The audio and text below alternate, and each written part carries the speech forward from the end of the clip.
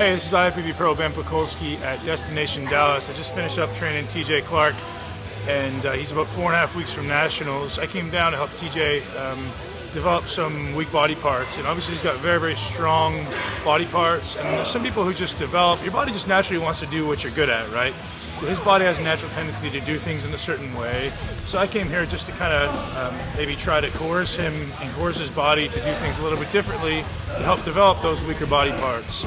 So we changed his execution a lot on back. And obviously that's not easy to do. You know, if you're doing something the same way for a long period of time, to try to change the execution is very, very difficult. From a neurological perspective, your body just doesn't want to do it.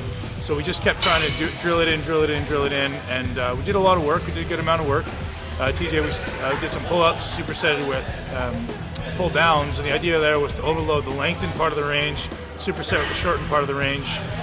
TJ felt that really, really well. We did the same kind of sequencing when we did the hammer strength pull-down. We tried to overload the shortened end of the range and then the lengthened, so we switched it on end.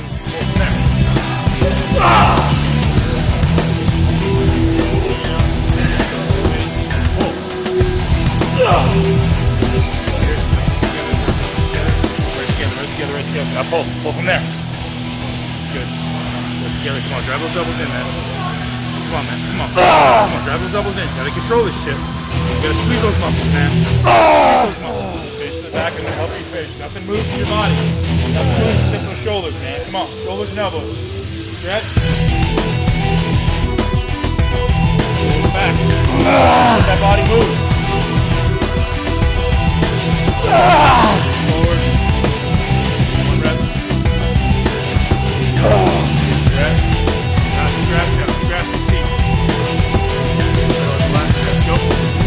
You gotta depress first. Ass down, depress first, and pull. Ass down. We came and did some one-arm dumbbell rows. Really just trying to force execution, trying to get those innate or those dormant muscle fibers to contract. So TJ does it a certain way, leading toward or lending to his strengths. So we took it and tried to do it a way that activated his weaknesses. Did some work there. We finished up with some pullovers and some supported dumbbell rows on a bench, and then just did a little bit of lateral raised work for some metabolic work, because we don't want to do metabolic work for his back because his back is a weakness, so we're trying to bring it up. So we did metabolic work in his delts, which are a little bit of a strength, just some more caloric output. So that's it. You know, really simply trying to stimulate some dormant and weak muscle fibers. Hopefully, bring in some really freaky body parts for Nationals. Yeah, it was really good. You know, you work out so long, and you know, kind of like Ben was saying, your body's used to a certain way of doing movements, and you kind of get stuck in a rut, I guess. You play to your strengths a lot of times. It's really hard to relearn movements. So it was good to have Ben here and kind of force me to do some things out of my comfort zone and reteach some movements that I've been out of practice of. Trying to really work on my lower lats and engage that. I have a tendency of pulling more with my upper back, so it was good for him to stay on me and try to drive these things into my head. And I'm gonna have to practice a lot, and it's good. It's a good challenge.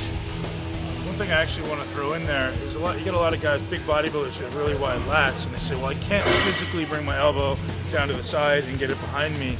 But TJ is one of those guys, right? He's got this really big back, so he's out here, and his rows tend to come out here.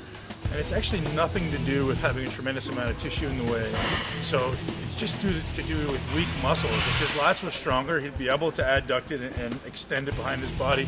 You look at a guy like Kai Green, who's got the best back in the world, his actual ability to get his elbows adducted and behind his back are obscene, and it's perfectly against his body, way behind there, and he's got the biggest back in the world. For all you guys out there saying, well, I can't physically get my elbow in there, it's completely due to muscular weakness. Your body doesn't want to go where it's weak. It's not able to go where it's weak. It's going to be weak as a kitten, so you're going to say, oh, I can't go there because it's structure.